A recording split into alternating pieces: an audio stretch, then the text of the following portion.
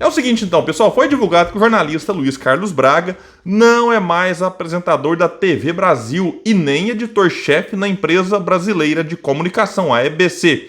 Um constrangimento causado por uma entrevista ao podcast 61 em novembro de 2022, quase um ano aí, hein? Na qual faz elogios a Jair Bolsonaro e nega a existência da ditadura militar, provocou sua demissão do canal do governo. Apesar de antiga, a declaração de Braga passou a circular na semana passada e causou uma situação de desconforto dentro do governo. Na gravação, o jornalista diz que, na visão dele, não houve ditadura, mas um governo militar. Em outro trecho, Braga fez elogios a Jair Bolsonaro. Disse ele o seguinte, vejam só, ele, o Bolsonaro, teve muito boa intenção. Então, não bastasse a pessoa, eu já acho um absurdo achar que ele teve boa intenção. Segundo ele, teve muita boa intenção. Ele me lembrava muito a forma de governar do Collor. O Collor, quando disse que não precisava do Congresso, o Congresso foi e tirou ele. Cometeu alguns erros, mas cometeu erros como todo mundo que passou na presidência da República cometeu. Meu Deus do céu, dizer que todo mundo cometeu os erros, ele está igualando. Então quer dizer que todo mundo comete os erros, então tá bom, então, aí faz parte. Não foi, o Bolsonaro não cometeu erros que todo mundo cometeu. E dizer que Bolsonaro teve muita boa intenção, como diz o ditado aí, de boa intenção o inferno tá cheio. E mesmo assim eu não acredito em boa intenção de Bolsonaro. Mas aí tá na base da crença, você não acredita, ele acredita. Vamos analisar. O jornalista disse isso em novembro de 2022, já pós-pandemia. E toda a tragédia que toda pandemia traz para a humanidade. Então já seria por si só uma tragédia grande, mesmo se Bolsonaro tivesse feito tudo certinho.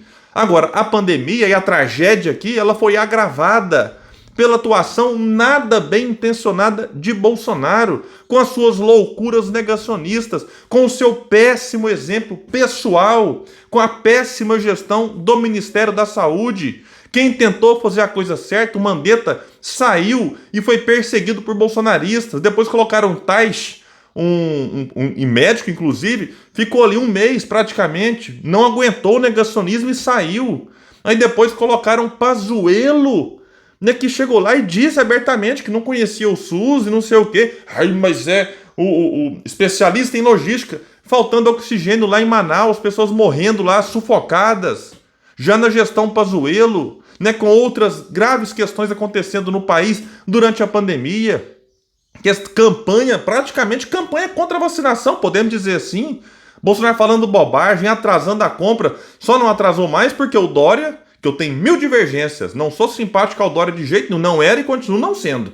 Mas o Dória fez a aposta correta na vacina, o Bolsonaro percebendo, o Dória, que na ocasião era pré-candidato à presidência da República, aí o Bolsonaro, para não deixar o Dória surfar sozinho, aí o governo foi lá, resolveu aparecer como se fosse, nós compramos a vacina, como se fossem aliados da ciência. Não foram.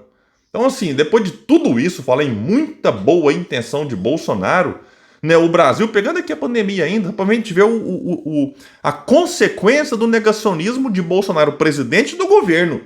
Segundo alguns cálculos, isso pode ter custado a vida de 400 mil pessoas. No Brasil morreram mais de 700 mil.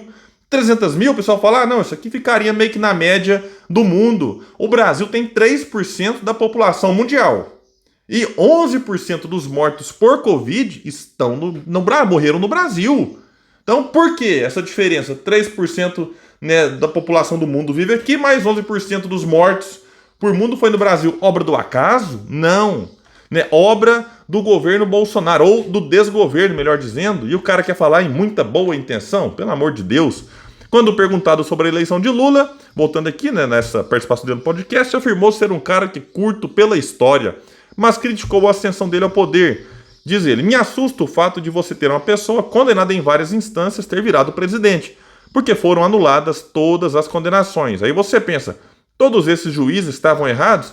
Olha, cada um acha o que quiser, mas já foi mostrado, não restam dúvidas hoje da atuação parcial de Sérgio Moro, que é lá o juiz, que era o juiz da primeira instância, que combinava com a parte acusadora, procuradores como Deltan e companhia. Você pode não gostar do Lula, faz parte.